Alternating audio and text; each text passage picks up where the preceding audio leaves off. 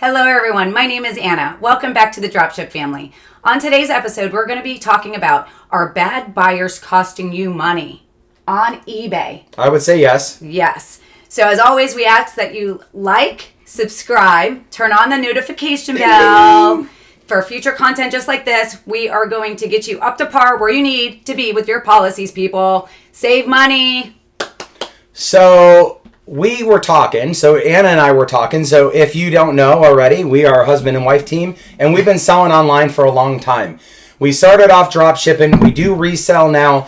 We are dabbling in a lot of different areas online and ways to make money. So if you are looking to make money online, make sure to, obviously, like Anna said, subscribe to the channel. Please give us some content that you would like to see in other videos, as we have a lot of knowledge because we've been doing it for such a long time. So again, almost 10 years, guys. Anna is definitely my policy guru. She's kind of who I turn to if we have an issue with a customer that is just costing us more money than what it's worth and how to deal with it. So the big thing is that on eBay, you can call in, you can talk to a rep. They're going to give you different stories regarding returns, item not received cases, what moved they're in that day.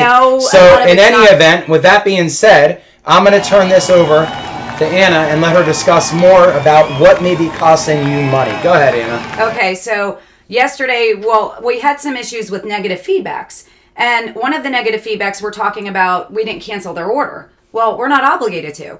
And it was a return for a food item, which is also food. It's not a violation, but it's a safety. It's a safety. It's a hazard. So I don't need to take food back. Walmart doesn't take food back, neither do I. And eBay's starting to get on board with this. And a lot of them are buyer's remorse. On another one of my stores, we had received a negative feedback. A buyer had bought some jelly or some jam or something, a variety pack. And it's the only way it comes. It's 4 different jellies. They're claiming they've received only 4 of the same. Chocolate. And I'm like, okay, well, for validation purposes, we need a picture.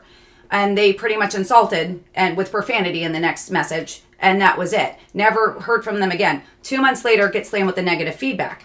So we appealed it and it got rejected. And I was not kosher with that. So I called in and got the escalations department on the phone.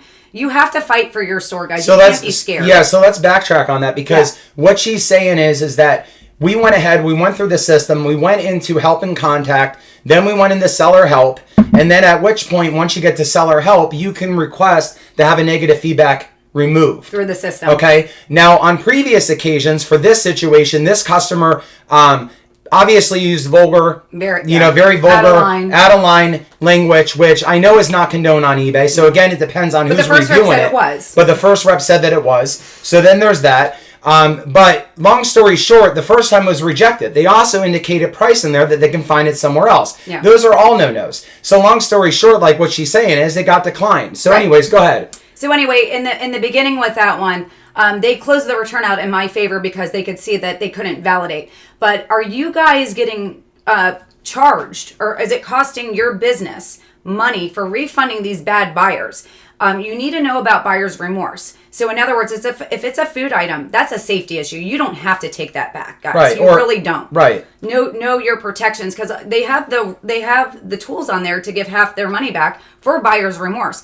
Guys, we're shipping the items. We're doing the return shipping, and these people are running amok. And we can't let them anymore. You cannot be scared to protect your accounts, and you can't be scared to fight for what's right. I have saved myself, I would say, in the past 2 weeks, just utilizing my tools that as a seller that I have through my policies and my rights, probably $500 now returns that would have been settled out of my pocket. Yeah, so you're talking about $500 that could have been lost. Right. In a couple weeks, guys. If you're depending on who you're talking to, but let's go into how are you protected. So you have a 30-day. If you offer 30-day free returns on eBay, you have what's called seller protection. Now, seller protection on eBay is kind of very vague of what they're going to explain to you, okay? And when we say vague, the policy is vague, interpreted by the individual when you call into eBay. So you may have one good rep one day, another good rep the next day, but the bottom line is consistent. It's not consistent.